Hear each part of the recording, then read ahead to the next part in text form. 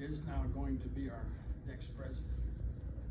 But in addition to that, so that you will know, our first vice president, as of this point, will be David Smith.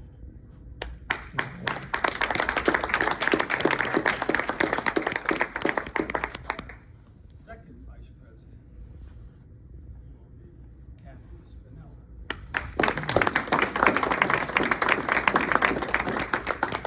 I just want to get that out. But the most important thing, congratulations, and repeat after me.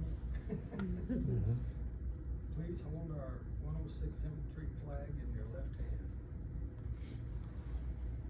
Now hold up your right hand.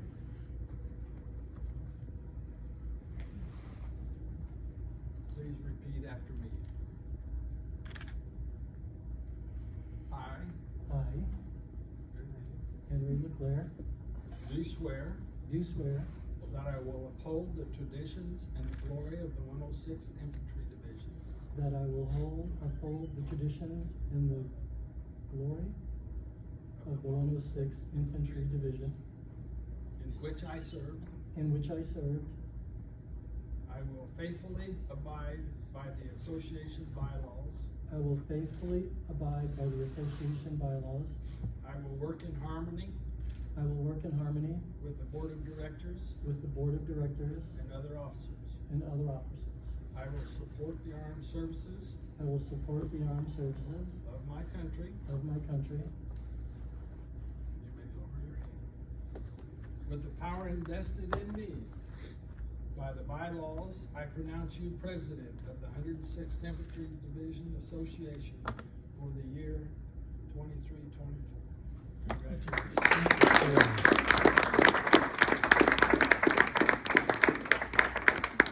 And at this time, if you will, share with us a little bit of your possible insight as to what you might see happening in the next year. Sure. Thank you.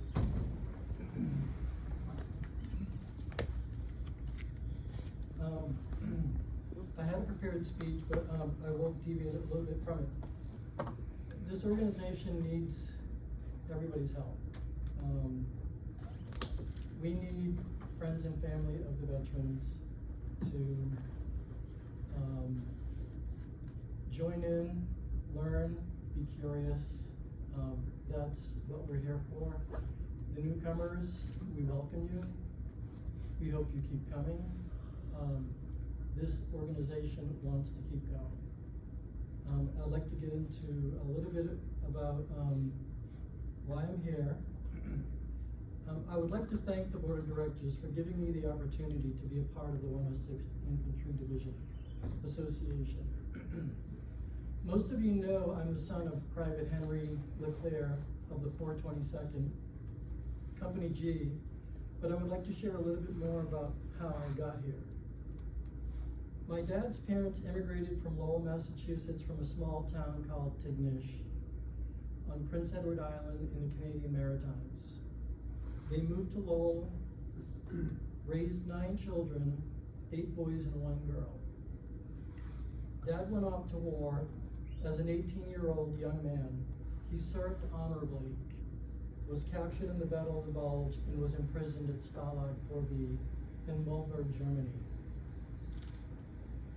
Not long after being in that Stalag, the Germans selected him, along with about 150 other men, to serve as forced laborers in the city of Dresden. He survived the bombings of that city, and after, the Germans forced them to remove bodies from the rubble. After the war, he returned home and married my mom. They raised 8 children, 7 boys and 1 girl. Sent us all to private school and provided us with a modest but comfortable home.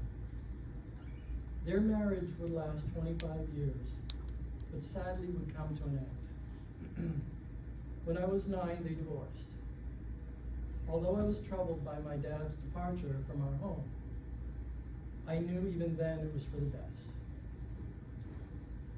I say this because our home life became unbearable, and I came to resent my dad because of his behavior, which I couldn't understand at the time.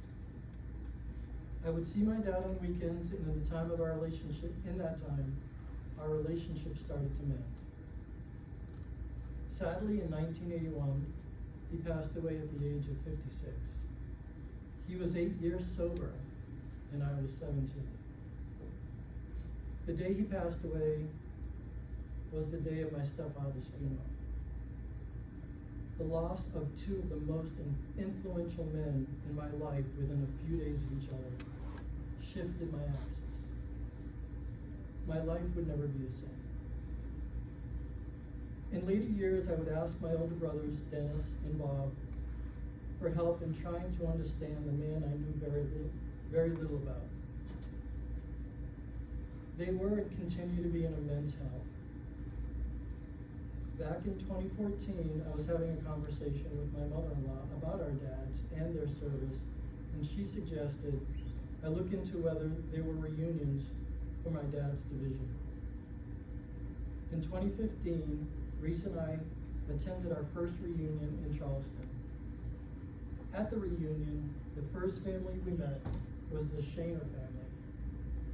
It just so happened that Herb and my dad were in the same regiment and company. I knew then that where Herb was, my dad was. Since then, Reese and I have traveled to Belgium and Germany to trace my dad's footsteps. We've been to the Ardennes, where the battle took place, and were fortunate enough to visit Slaughterhouse 5, where Dad was a prisoner with Kurt Vonnegut and others. In years since my dad's passing, I've come to understand so much more about the man I knew very little about. It's been through these reunions, the veterans, my family, and friends like you, that I've learned so much more about him. I once resented my dad as a confused kid, but that resentment turned into an understanding and forgiveness only because I now realize he was a young man traumatized by the effects of war. He picked up the pieces of his life and he lived it the best he could. I get that now. We honor the sacrifices of the men and women who gave so much of themselves during the Second World War. We need to find creative ways to continue to keep their memories and their stories alive. As president of the 106th Infantry Division Association, I will do my best to represent the organization in a way that would make my dad proud.